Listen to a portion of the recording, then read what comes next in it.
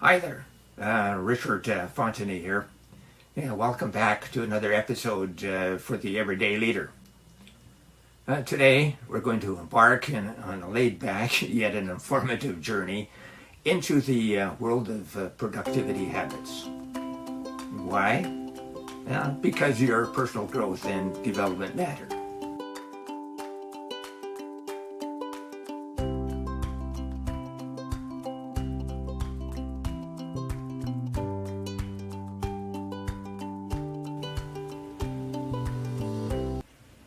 Now, productivity can sometimes feel like a mystery, a puzzle waiting to be solved. And that's exactly what we're going to try to do today. We have 4 segments to cover. First, we'll explore the right understanding of productivity for the everyday leader. In the second segment, we'll talk about the importance of our mindset. In the third segment, we'll lay the foundation for exercising sound productivity habits. And in the fourth section, we'll suggest methods to avoid burnout. Now, before we dive into the segments, though, I'd like to share a short story that perfectly illustrates the kind of productivity breakthrough that we all want to achieve. Let me introduce Sarah to you. She's a dedicated project manager in a bustling technology company. She's known for her diligence and hard work, but she often found herself overwhelmed with a constant influx of tasks and deadlines. She was drowning in a sea of emails, meetings, and to-do lists. Does any of that sound familiar to you? One sunny Friday afternoon, after a particularly hectic week, Sarah decided to take a breather. She grabbed her notepad and a cup of coffee and headed to a quiet corner in the office. She had been reading a book on productivity because she was trying to find that elusive secret that could make her work life a little easier. Now, as Sarah flipped through her notes, a quote from the book just jumped out at her. It was, "The key to productivity is not doing more, it's doing less, but being better." Now, the words resonated with her. It was easier said than done, however. She was used to juggling a lot of tasks simultaneously. She took a deep breath and started to sketch out a simple chart on her notepad. It had 2 columns, urgent and important. And she labeled it the Eisenhower matrix, a concept that she just read about. Then she began listing her tasks under those categories. And suddenly it hit her, just like a lightning bolt. She realized that many of the things she considered urgent were in fact not important at all. And some tasks that were really important often got pushed to the side, and the urgent took over. Now, with newfound clarity, she began rearranging her schedule. She decided to dedicate her mornings to the tasks that were important, the ones that truly drove her projects forward. The urgent tasks would have to wait until the afternoon. She also set aside time for email and meetings, so they wouldn't constantly be interrupting her during her workflow. Now, the results were astonishing. In just a matter of a few weeks, Sarah's productivity began to soar. She felt less stress, her team noticed positive changes in her leadership style, and she had more time for strategic thinking and innovation and even some well-deserved personal time. Cyril's eureka moment, sparked by a simple productivity concept, transformed her work life. It was a reminder to her that sometimes the most significant breakthroughs can come from the simplest ideas. Now, let's explore some productivity tips and insights that hopefully can help you achieve your eureka moment. But first things first, let's demystify the concept of productivity. It's not just about doing more, it's about doing the right things efficiently and effectively. Whether you're leading a team at the office or managing your household, productivity plays a pivotal role in achieving your goals. But let's face it, there are plenty of myths and misconceptions about productivity that can leave us feeling somewhat overwhelmed. Now, it's crucial to dispel some of these myths so that we can approach productivity with a modicum of clarity. One common misconception is that productivity equates to working nonstop. Now, some believe that to be productive, you must keep your nose to the grindstone without any breaks. In reality, this approach often leads to burnout and decreased efficiency. So productivity is about working smarter and not harder. And that includes taking regular breaks to recharge our batteries. Another myth is that multitasking is the key to efficiency. Now, many people believe that that they can multitask simultaneously, making them more productive. However, studies have shown that multitasking can actually reduce overall productivity. It can increase our errors and decrease the quality of our work. And it's often better to focus on one task at a time than many tasks at the same time. There's also a widespread belief that more hours you put into work, the more productive you are. This myth often leads to long hours at the office or working late into the night. However, the quality of work matters more than the quantity of hours. Efficiently managing your time can lead to better results in less time. Now, here's another myth. Saying yes to everything makes you a productive leader.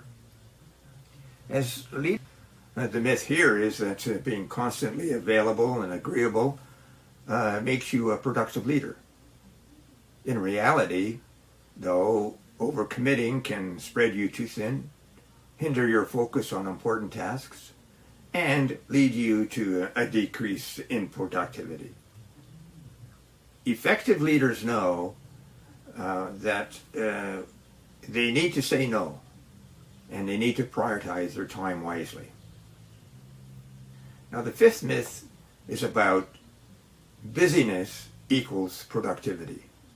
Lastly, this common belief relates to being busy as a sign of productivity. You might have heard people proudly say, "I'm too busy," or "I am so busy." But being busy doesn't necessarily mean you're accomplishing anything meaningful. It could mean you're caught up in a trivial or unimportant activities. True productivity is about accomplishing the right tasks, not just filling in your schedule with any task. It's like Sarah in the story at the top of this podcast.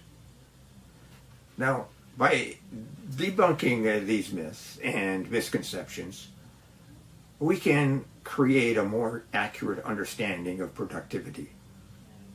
It's about working efficiently and focusing on what truly matters and maintaining a healthy work-life balance, something which we'll talk about later on in this podcast.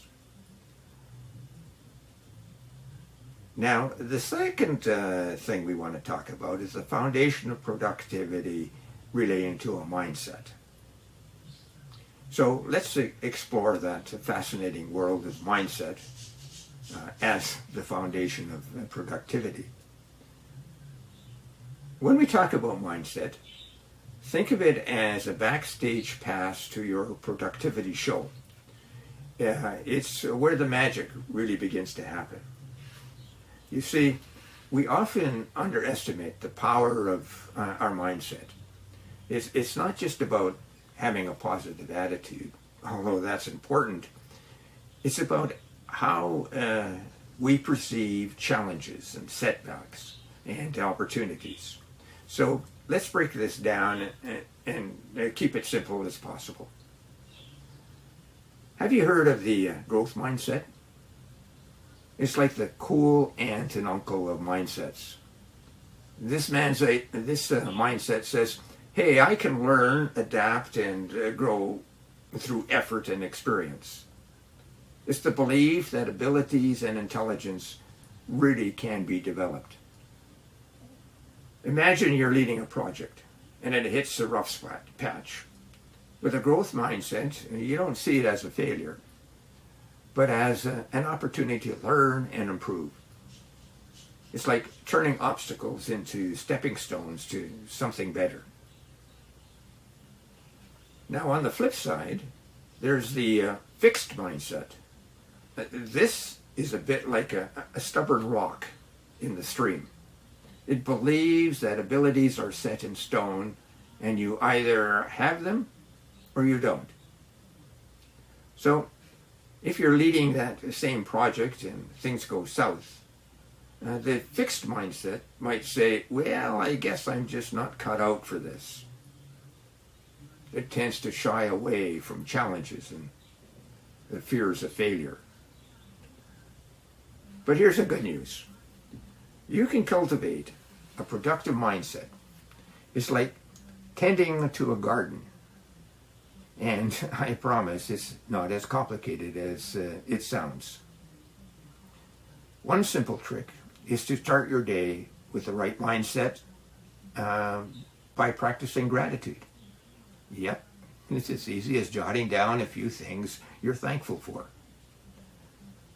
It could be your morning coffee, a supportive team, or the sunshine outside.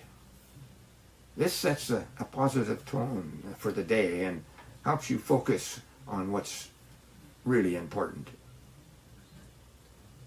Another thing I found is that embracing positivity.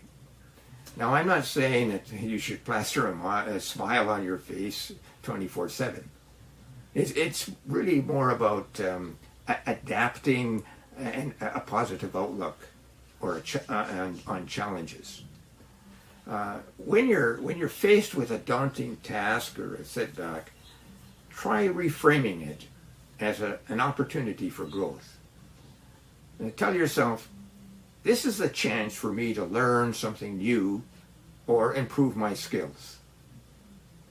It begins to shift your perspective, and you can start tackling then challenges in a less intimidating way. So remember, your mindset is like the captain of your productivity ship. Cultivating a growth mindset and embracing positivity can set the stage for some fantastic productivity performances in your life. Now, with that said, let's sail on to the next segment, building healthy habits. Healthy habits are the unsung heroes of productivity. Picture them as your trusty autopilot, guiding you smoothly through the day. Now, you're going to explore how some simple habits can kickstart your day, and can kickstart them on the right note, and yes, even tackle those pesky or pesty bad habits, those pesty bad habits, while welcoming you productive ones. You know, the way you start your morning can set the tone for your entire day. So here's a thought. Instead of hitting the snooze button a dozen times, why not wake up a little earlier and give yourself a few moments to breathe? Try creating a morning routine that suits you. Maybe it involves a short prayer and a bit of meditation, some light stretching, or even enjoying a cup of coffee.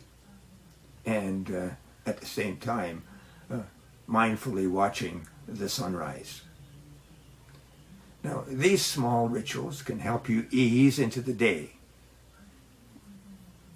And they can start reducing morning stress and setting a positive tone for what is to come. Now, let's address the elephant in the room. Those not so great habits that tend to sneak up on our daily lives. Breaking bad habits can be like taming a mischievous cat, one that we have, but it's not impossible. One strategy is to identify your triggers. What sets off the bad habit? Is it stress, boredom, or something else? Once you pinpoint the trigger, you can start on replacing it with a healthier one. For example, if you find yourself mindlessly snacking when you're stressed, consider swapping that snack attack with a short walk or a few minutes of deep breathing. It's all about redirecting your energy towards a more positive habit. Now, let's flip the coin and welcome some new productive habits into your life. We need to start small. It's really like planting a seed. It needs time to grow. Maybe you're always wanting to read more and learn a new skill. Well, instead of overwhelming yourself with hefty goals, just set aside 10 or 15 minutes a day for reading or practicing that skill. Consistency is really the name of the game here. Over time, those few minutes add up, and before you know it, you've cultivated a valuable habit.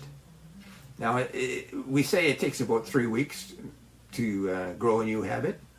Well, take the 3 weeks to grow your new habit.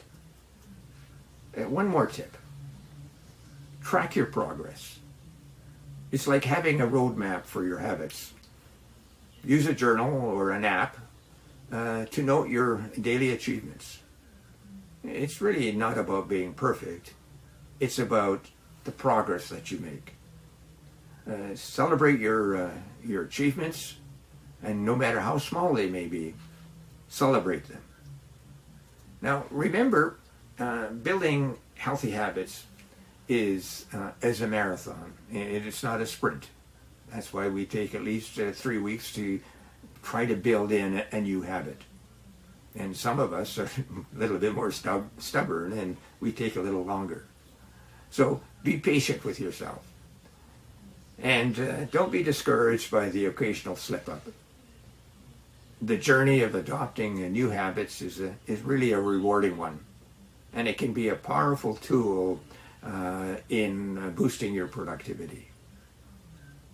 So whether you're kickstarting your day with a positive morning routine, breaking those old bad habits, or welcoming new productive ones, these habits will become almost like an autopilot that continues to guide you to a more efficient and fulfilling life.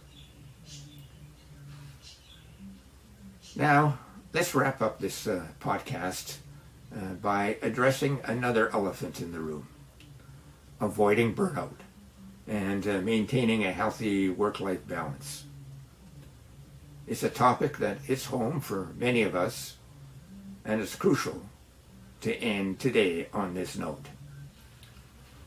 Let's talk a little bit about burnout.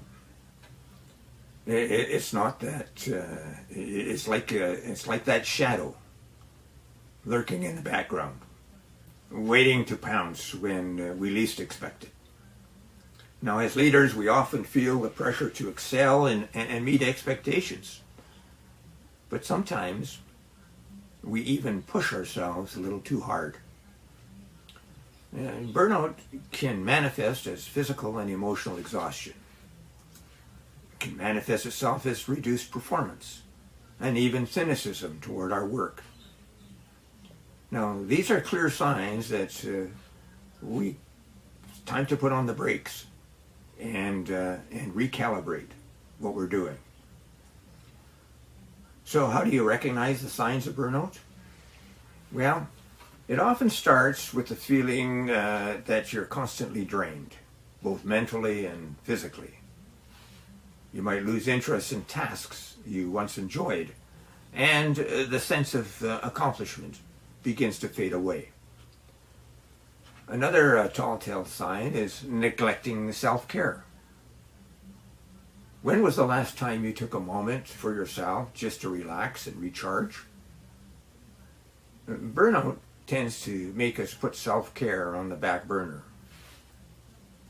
Now, as a side note here, just taking a new learning opportunity is also somewhat stressful, because you've got to move from where you're at to where you want to be if you really want to practice that learning. So that becomes a bit of a stressful. So just going on to a learning event does not necessarily mean that you're reducing your burnout. You might be actually increasing it. This is not a break. Now, the good news is that burnout is preventable. And one of the most effective strategies is setting boundaries. It's like creating a protective fortress around your well-being. Set clear limits on your work hours and stick to them. Create a schedule that allows time for work, but also for some relaxation. Perhaps there are hobbies that you're getting engaged in or want to get engaged in, or spending quality moments with loved ones. Remember, it's not just about working hard, it's about working smart and living well. Now, speaking of living well, let's talk about work-life balance. It's a bit like walking a tightrope. It's not always easy to find the perfect equilibrium, but boy, is that really important. One effective approach is time blocking. So dedicate a specific blocks of time for work and specific blocks of time for personal life. This helps prevent work from encroaching on your personal time and your work, and your personal time encroaching on your work. Think of it as creating clear boundaries for both domains. Lastly, let's emphasize the importance of self-care. Now, self-care is not a luxury. It's a necessity. Self-care can take many forms, from exercise and meditation to reading a good book, or taking some time out just to enjoy the sunset.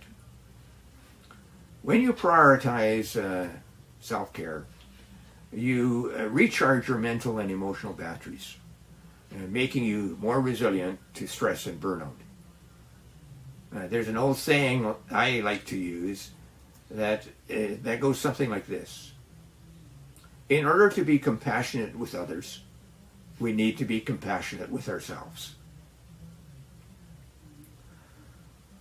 Now, as we wrap up our exploration through the world of productivity habits, remember that it's not just about getting more done. It's about getting the right things done while maintaining your well-being. By understanding the real meaning of productivity and not being taken in by the myths, but cultivating a growth mindset, and building healthy habits, and safeguarding against burnout. In this way, you can become a more productive and balanced everyday leader. Now, thank you for joining us today. And always keep in mind that leadership starts with leading yourself. So, if you have any questions or insights, or simply want to share your own experiences, I'd love to hear from you. Just leave a comment below and I'll respond to you as soon as I can.